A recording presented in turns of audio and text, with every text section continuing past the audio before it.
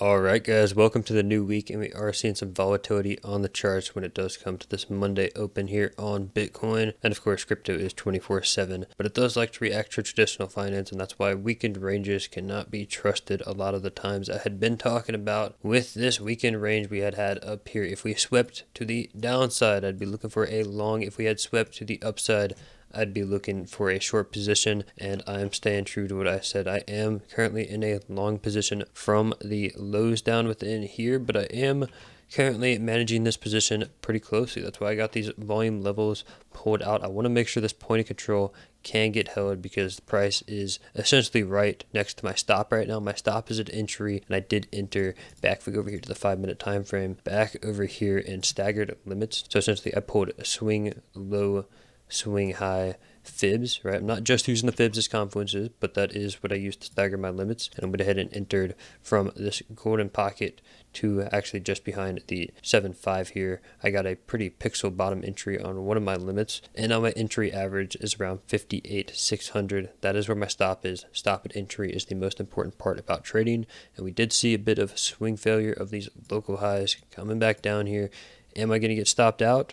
Or is this value area high going to hold? What is this green dash line? Yeah, that's the value area high from a previous low end range. Essentially from back over here when we made these lows in July, if you were to pull a volume profile of this range, you'd get value area high comes in right around where this line is right there. So I want to see if we can actually backtest this as support. This is something we talked about in yesterday's video. If Bitcoin is truly bullish, we should not really lose this level. So we're at a big deciding point right now here on the charts, and I am expecting it to hold. That's why I'm in the long position. But of course, everything on the charts is just probabilities. There is a chance we can go lower. There's a chance that could still be bullish, and there's a chance that could actually be bearish. This could just be a bearish backtest of the mid-channel trend, and then we actually go into the bear market now. So we got to stay critical in the markets, got to be staying cautious because we are seeing those unemployment rates spike from the last reading. And while I do believe they're going to settle out here, we are getting new employment data that is easing market participants.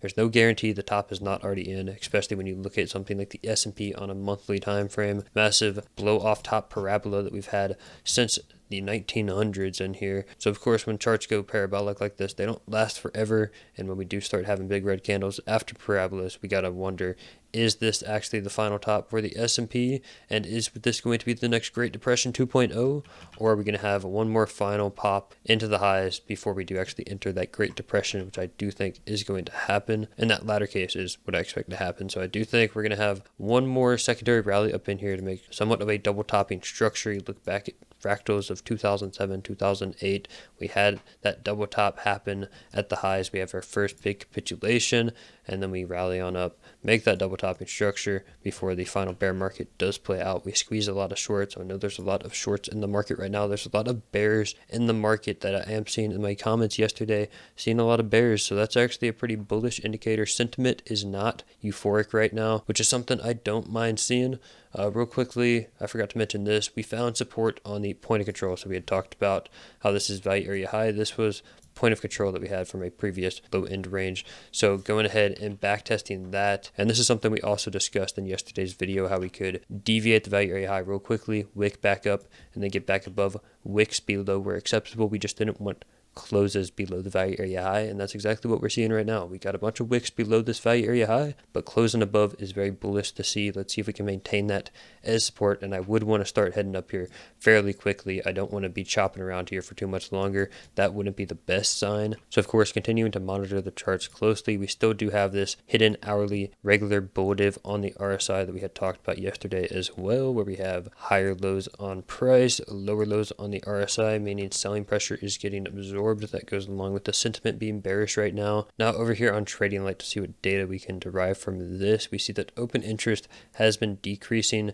since we actually made this low down here. So this is signaling that positions are closing, and whatever direction the trend is going as positions are being closed means that trend is weakening. And after this, we did see, the initial pop up, but mainly this has been a downtrend with positions closing.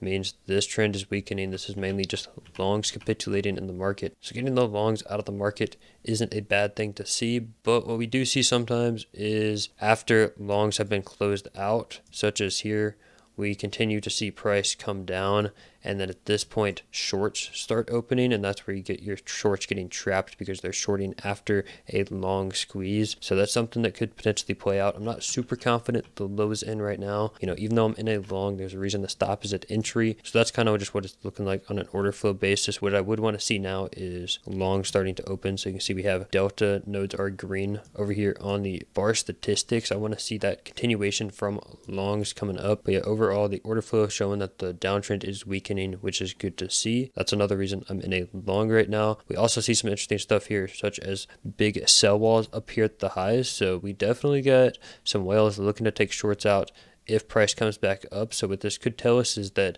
price is likely to come up here in the short term. So that's actually a good confluence for a long, but we do want to see how prices react when we get up here, because this is potentially a big resistance level. There's a reason that there's this yellow dashed line and this green box inside these sell walls, and that is because these are big levels for me. This is a previous sweep level on the chart, as well as these green lines are single prints on the TPO profile. So that's inefficiencies in the chart, kind of similar to a fair value gap. So we'll see how price does react when we get up here. This is from around 61k to 62k. I would say overall though, that's going to be more bullish if we do get up there, because that is going to be getting us right back up above these good highs, right? So if we start getting back above this high, well, now you've just made this bad, and this is probably going to get swept. And if that gets swept, well, now you're above this guy's orders, right? So you're going to be getting up there. You're going to be getting close to these sweep levels. You're going to probably be continuing the uptrend if we do get up here. So yeah, overall, I'm not too worried about those sell walls. I don't really think a high is going to come in right there, anything like that. But we'll keep an eye on it on the charts, just because that is, a whale taking out sell orders. Usually whales kind of know what they're doing in the market, or at least you would assume so. But what we see right here,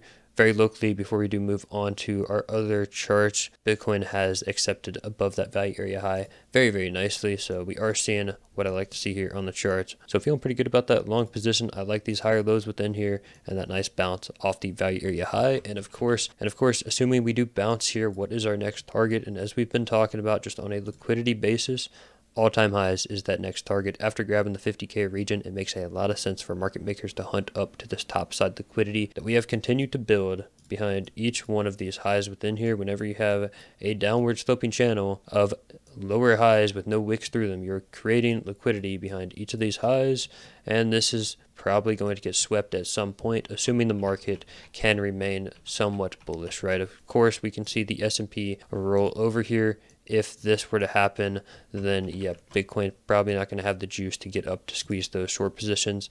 But so far, I don't see anything that tells me that can't happen, and that is, of course, my base case. So I do think we're going to get back above mid-channel trend, hunt up to all-time highs. This will be the deciding factor. I believe this is Wyckoff distribution, and we're going to have an upthrust after distribution, where this will potentially have a deviation to the upside, and then we actually enter the bear market there when everybody FOMOs back into the market and gets euphoric. So that's what I'm thinking, but of course, it's all just probabilities. We could plummet to the bear market, or we could actually come up here and fire off into a super cycle and go for multiple six-figure Bitcoin. I'm not ruling that out whatsoever. Now, I said we were going to cover some other charts, and here's something I don't normally look at on the channel, and that is gold is about to make an all-time high once again. So clearly, this is showing that market participants are putting their money into a safe haven asset because they are not trusting of the dollar. They're not trusting of risk on assets. They want hard assets such as gold,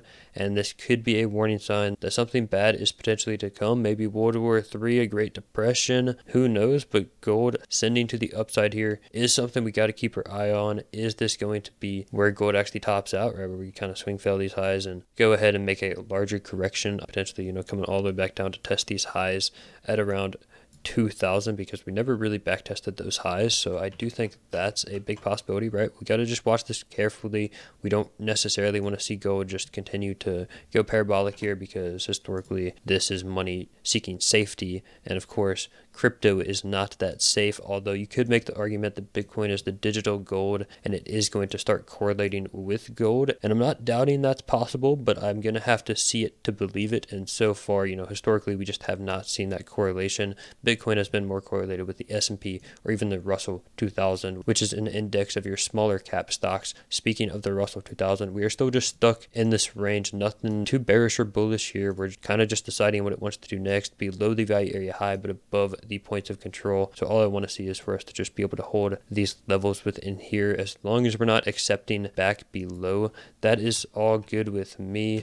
But I would want to see, in a bullish scenario for our risk on assets, let's get back above value area high and start getting back into the value area of the 2021 bull market, which we tried to accept about a month ago but did fail. So let's see if we can get back up into this range like so. If we can go ahead and do this, that would be looking a lot better for our risk on assets and for that big altcoin season. We probably will not see a big altcoin season if the Russell just continues to chop in this low end range here. And speaking of altcoins, Bitcoin dominance has started to roll over here, so that is something really good to see. Is this potentially a fractal of what happened in last cycle, where we had this final pop on the Bitcoin dominance before the big altcoin season started? And while this might be on a smaller scale, I do believe it is possible that this is the start of the altcoin season, especially if Bitcoin is going to head up to all-time highs here and we're going to get that euphoria in the markets once again. Definitely think an altcoin season is possible, but I don't necessarily think it's going to be quite as big as everybody thinks, or at least the bulls think right now. I would imagine an altcoin season could fractal something similar to what we had at the beginning of 2024, but nothing too much more than that right up here to this point of control or any of these volume levels from the previous bull market range. You can pull this fixed range. Let me actually go to the daily for this, and you can pull this fixed range. Let's go high to high right here, and you can see we get some levels within here: value area high, point of control. And then we can go from range start, which would have been, I would say, here, to range end, which I would say is right there. We can see some more levels within here, right? Value area high, point of control. There's a lot of different levels within this previous bull market range, but I would expect somewhere in here is where the altcoin market is going to top out. But of course, it's all just probabilities. If we can get through all these volume levels, these retracement levels in the chart as well. We got the golden pocket to 786 coming in there. If we can get above this stuff, we could see mega super cycle altcoin season, but we need the Russell to break out, and we really need to see those bulls step in and for these recession fears to go away. But as of now, I am still believing the low is in for the altcoin market for this nice retracement back up, and it would be a macro retracement, not just the retracement from these highs, but from the 2021 highs to get us all the way back up into that range. And I think a lot of your altcoins will make new highs for the year, and we will see a lot of stuff do 5 to 10x. Of course, there's just so many coins now. You got to be conservative with your picks and only pick the best of the best when it does come to altcoins this cycle. But yeah, essentially sentiment from last video has not changed. I'm still very bullish on the charts. I like that we're holding this value area high, and I do believe we're going to send on up here. That's why I'm in a long position. But of course, only time will tell. And if you have any questions about anything I talked about, or just want to join the community for this channel, link to my Discord is in the description down below. Also below that link is a VIP Discord, which is 50% off right now. That deal is only going to last through the month of July, since it is still kind of an early access build of what I'm doing in there. A lot of stuff is incomplete, but there is a lot of information in there when it does come to leveraged trading. I am trying to provide as much value as possible. It is not a signals group whatsoever. So check that out if you're at all interested. And then also a bunch more links in the description down below, including my exchange partners. So definitely go ahead, check out those exchange links. They all offer their own individual perks, and there are some limited time events going on right now exclusive to people that use my referral link to sign up. So don't miss out on that. But with that being said, thank you all so much for watching, and I'll see you all in the next video.